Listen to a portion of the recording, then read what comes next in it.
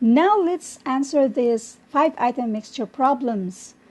To understand how to solve this type of word problem, pause every item and try to solve it first before you will see our step-by-step solutions. Okay, before we begin, please ignore the way I mispronounce the words. This is not a speech class at sadyang wala akong magawa sa pagkabisaya ko. Ang gusto ko lang maibahagi sa inyo kung gaano ito kadaling isolve. Now, let's begin. Number 1. A chemist has 600 millimeters of solution of 20% alcohol. So, dito na tayo. Mayroon ka ng 600 ml of 20% na alcohol on hand. And she wants to mix it. She wants to mix it. So, bali, gusto niya adan siya with enough 50% alcohol solution to turn it with enough 50% of alcohol. Bali, hindi natin alam kung ilang millimeter, ml ng 50% ng alcohol na mag-turn into equals to 30% yung 600 plus yung ilalagay mo pa na nag-contain ng 50%. Again, a chemist has 600 ml of solution of 20% alcohol on hand. Ito na yon, may 600 siya. ml of 20% alcohol. Yan yung on hand niya. I-add mo siya kasi she wants to mix it with enough 50% alcohol. Ito 50% alcohol. Yung 50% of alcohol, that is ml of 50%. Yung ml niya, yung millimeter content niya na hindi mo pa alam kung ilan yan. Equals, turn into 30% of alcohol solution. Ito yung alcohol solution mo na. Yung original na 600 ml na mayroong 20% alcohol at adan mo siya ng itong ml na to na hindi mo pa alam kung ilan yan. Ngayon, gawin natin si letter Y ito. Y. Yan. Kung X ang gusto nyo, Y ang gusto ko. So, ito na yung equation natin. 600 times 20% close parenthesis plus y times 50% equals 30% of 600 plus y. So, ito na yung equation. Ito ang isolve natin ngayon. Bago tayo mag-solve nito, you may ask, bakit multiplication ito? Kasi pag sinabing 600 of 20%, ibig sabihin ng of multiplication. Pag sinabing is, are, or turn into, equals ang ibig sabihin yan. So, proceed na tayo. Ito na yung equation natin kanina. Itong 20% magiging 0.2 in decimal form. Si 50% magiging 0.5 in decimal form. Si 30% is 0.3. So, dito na tayo. 600 times 0.2. I-cancel mo siya. Itong decimal ito, ilagay mo dyan. So, 60 times 2, that is 120. Plus 0.5y equals 0.3 times 600. Itong decimal na to, i-move mo to the right at kuhanan mo ng isang 0 dyan. 3 times 60, that is 180. Plus, 0.3 pa rin siya para sa y, ha? So, that is 0.3y. Then, ipagsama ang mga like terms or mag-transpose tayo. So 0.5y minus 0.3y. Bakit nag-minus tayo? Kasi nag-minus tayo ng 0.3y dyan para makancel siya dyan para pupunta na siya dito sa kabila. And then, 180 minus, kasi itong si 120, minus din natin dito si 120 para makancel siya dyan. Nandito na si minus 120 kasi nag-minus tayo sa both sides para mawala siya sa kabila at mapunta dito sa kabila. 5y minus 0.3y, that is 0.2y, equals 180 minus 120, and that is 60. So, si y, i-transpose na din na naman itong si 0.2 dito sa kabila. Pag mag-transpose tayo, i-divide yan para mawala si 0.2. So, kung nag-divide ka dyan, nag-divide ka rin dito ng 0.2. Ngayon, paano mag-divide ng decimal? Itong si 0.2, nasa tens lang siya. So, ilagay mo lang siya dyan. Dagdagan mo lang na isang 0 kasi isang move ka lang. And that is now 600 divided by 2. That is 300. So, ang answer ay 300 ml ang i-add mo. So, the answer is 300 ml. Number 2. A chemist has 400 ml of solution of 20% alcohol on hand. He wants to mix it with enough pure alcohol to turn it into 30% alcohol solution. Halos pareho lang siya sa number 1. Itong 400 ml of 20% alcohol, he wants to mix it plus enough pure alcohol. Pag sinabing pure alcohol, 100% yan. Kasi may nagtatanong, yung 70%, yan yung safe na alcohol na pwedeng gamitin sa tao. Pag sinabing pure alcohol, yan yung 100%. So, ml na rin ulit of 100% of alcohol into equals 30% alcohol solution. Ito yung 400 mo ml plus yung ml na hindi mo pa alam of this 100%.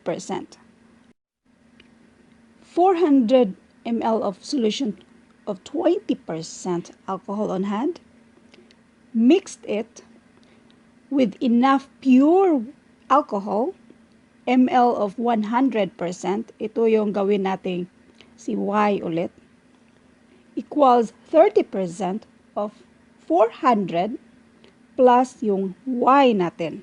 At ito na yung equation natin. Ito yung equation natin at ito yung isolve natin. Ang of, multiplication, tapos yung of naman dito, multiplication. Yung 20%, 0.2, yung 30%, 0.3. 100%, 1 yan. Kasi i-move mo lang ng dalawa, that is 1. 100%, 1. 400 times 0.2, that is 80. Plus, y times 1, y lang yan. Equals. Ito naman, that is 120 plus 0.3y. Ngayon, mag-transpose tayo, ipagsama ang mga like terms.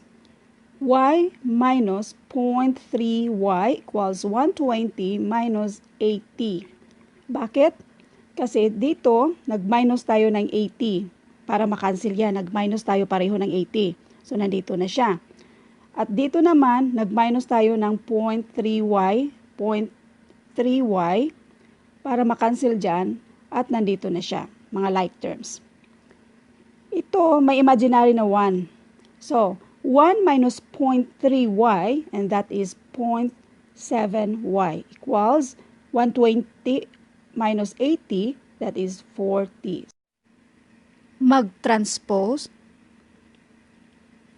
So, makancel na yan. Y na ang matira, and this is 40 divided by 0.7.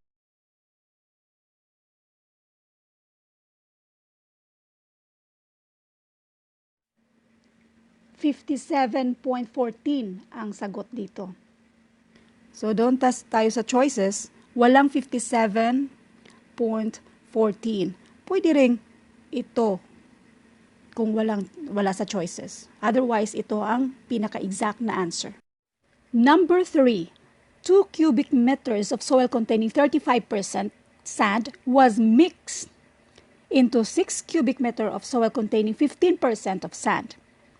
What is the sand content of mixture? 2 of 35%. Mix, i-add natin. 6 of 15% equals. Ano yung percent na yan?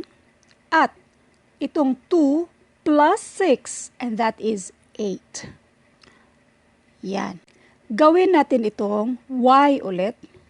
So, this will be 2 times 35 plus 6 times 15 equals 8y. Iniba lang natin, pareho lang yan kung mag-decimal tayo. Kasi kung mag-decimal tayo, mag-multiply ulit tayo ng 100% para maging percentage ang mixture natin. Pareho lang yan. So this is 70 plus this is 90 equals 8y. Ito, 160 equals 8y. Ngayon, i-transpose natin. So, 160 divided by 8, 20. So, ang answer niya ay 20%. Let's solve it again using its equivalent to decimal. So, 0.35 plus 6 times 0.15 equals 8y. Ito, this is 0.7 plus this one is 0.9 equals 8y. And 1.6 equals 8y. I-transpose natin sa kabila. 1.6 divided by 8, and that is 0.2. 0.2 times 100% para maging percentage siya, and this is 20%. Number 4. 7 liters of acid solution was mixed with 3 liters of 15% acid solution to make 29% acid solution. Find the concentration of the first solution. Gawan ulit natin ng equation ito. And this will be 7 of acid solution na hindi pa natin alam.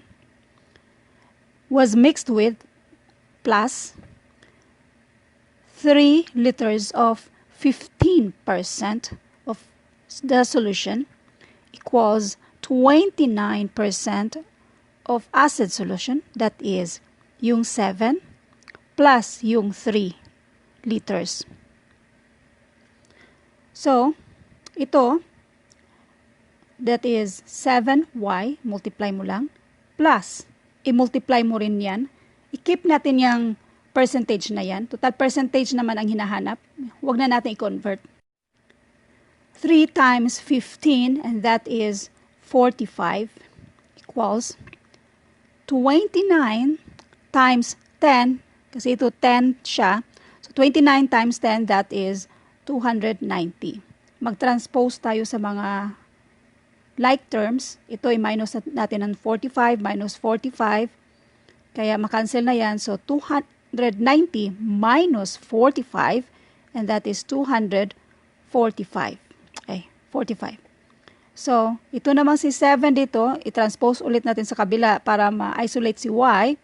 So, 245 divided by 7. So, 35% ang sagot dito. Number 5. A tank contains 8,000 liters of solution that is 40% acid. How much water should be added to make a solution that is 30% acid? Bali, 8,000 of 40% acid, mag-add ka ng ilang water ang i-add mo, which is y of water na i-add mo. Ito acid tong percent na to. So, of 0% ng acid. Kasi acid man yan, acid man to. So, yung water lang. So, 0% ka sa acid. Mag-add ka lang ng water. Equals, maging 30% ng acid na 8,000 plus y na water. Ito yung mga mixture. Ito naman pure water. So, ito na yung equation natin ng nabuo galing dito sa problem na to. Solve natin while we keep our percentage. Even if we convert it into its equivalent decimal, pareho lang din ang sagot. So, 8,000 times 40, 8 times 4, that is 32. Ilan ang 0? 1, 2, 3, 4. 1, 2, 3, 4.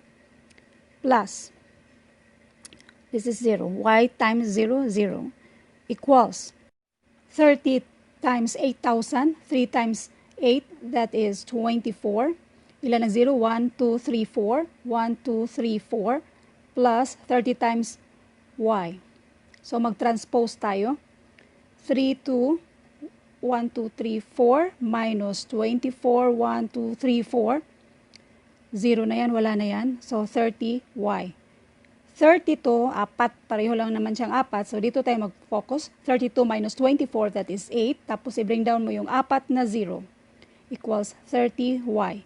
So, mag-transpose na ulit tayo para ma-isolate si y dyan. 80,000 divided by 30.